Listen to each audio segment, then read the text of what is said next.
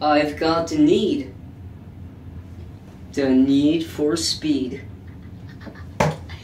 And though I've got the jacket, I decided not to wear it today since it's very, and I mean very hot outside. Mind you, it's Miami.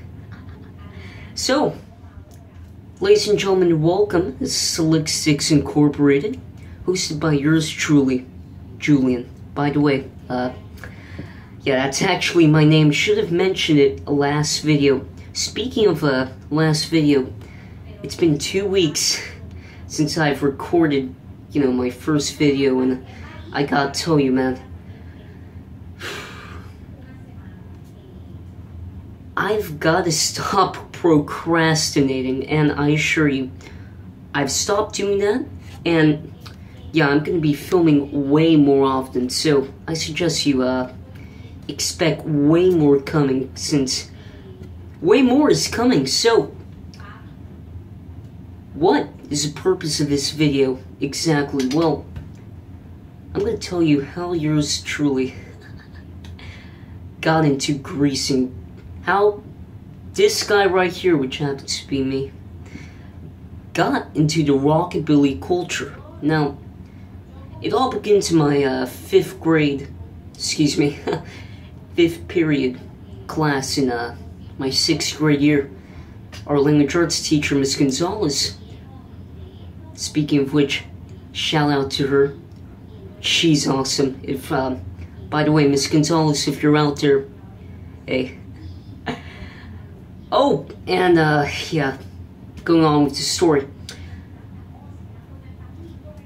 She's generous enough to allow us to watch a movie, since it's the day before the weekend that we transition into spring break, and because of that, we watch a movie. So, we end up, choosing, as cliche as it may seem, Grease. And I know it may be your average, greaser story, I watch Grease, I'm a greaser. By the way, that's not how it goes. But just the image of that, John Travolta and the T-Birds, just sitting on those bleachers. I took one look at them. Just one quick look at them. My God. That is cool. I was hooked. To me, that was just out of this world. That's what ended up inspiring me to get into the culture now. I ended up going through a lot of steps in order to truly understand the culture, but, I ended up, yeah, there was a lot involved, including, oh, and mind you, I didn't know about, rolling the shirt sleeves, or, get the, cuffing the jeans up, as you can see, or anything like that. Really, I didn't know about any of that, but over time, I ended up finding out a bit about it. Excuse me. One of which being my shoes. Now, I didn't have Chuck Taylors. What I had were some knockoff pair of shoes that resembled Chuck Taylor's. They were the, sorry if this is a little slanted, they were the closest I had to Chuck Taylor. So, though I'm a bigger fan of engineer boots. So, I end up wearing those.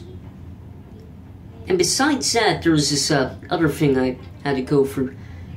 Oh my God, I'm telling you, man, I had this terrible habit of wearing a leather jacket all the time.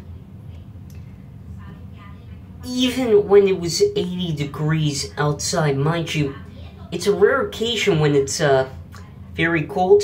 The majority of the time, it's never cold here in Miami. I don't know if you knew that,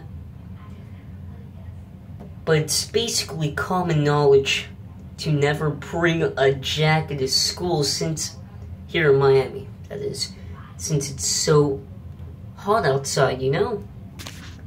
So, what I end up doing, I end up wearing that all the time.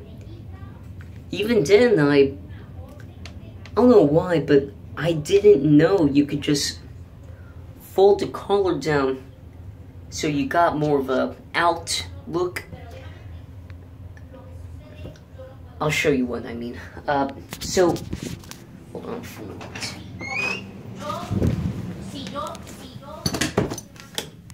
Yep, sorry about that. And here, as you can see, I got my jacket right here. Mind you, it's not actual leather, but so here's the issue. I couldn't find a way to get my jacket. Hold on for a moment. Sorry, I'm just folding this jacket. Here we are. I didn't know exactly how to fold the jacket outwards like this. Instead, I'd fold the collar inwards. And as you can imagine, that didn't go too well, but I ended up learning how to fold it outwards. Now, most importantly, my god man, the hair. What do I do with the hair? Mind you, I didn't know about hair grease or water-based pomades or anything like that. I had absolutely no idea that, you know, what that was. So instead, I automatically assumed hair gel would be the best option. Now, you see how I could easily just comb through my hair if it were to get messed up or anything like that? Well, guess what? I don't know if you knew, but with the hair gel I used, my god, man, it was a pain in the ass to work with, man. Real pain, you know, to work with. And because of that, you know, why is that? Well, it hardens in my hair, and because of that, let's say hypothetically, it were to, I don't know, be really windy, or someone would have the nerve to touch it. Well, guess what? There was nothing I could do about that afterwards, since it hardens in my hair, and I can't recomb it back in. That's why I ended up, you know, dropping that, and I did that through 8th grade as well, since it took a while for me to realize that hair pomade was a better option. Now, you know, I ended up buying hair grease that worked much better.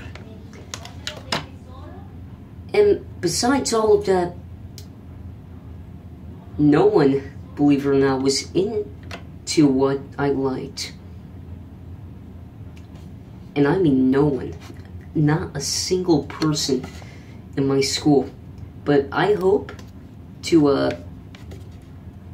find some people who may be interested in the rockabilly culture, because I'm telling you, there ain't nothing better than the luxurious rockabilly culture. The greasy hair, the leather jackets, cuffed up blue jeans, engineer boots, man, flannels, nothing better than that. Wallet chains, hot rods. Now, you're free to have your own opinion on that certain thing, But you know what? Personally, I feel really, positive about the culture. You know what? I'm proud to say that through plenty of steps, I was successful in my attempt to finally get into the luxurious culture. And you know what? I'm glad I did.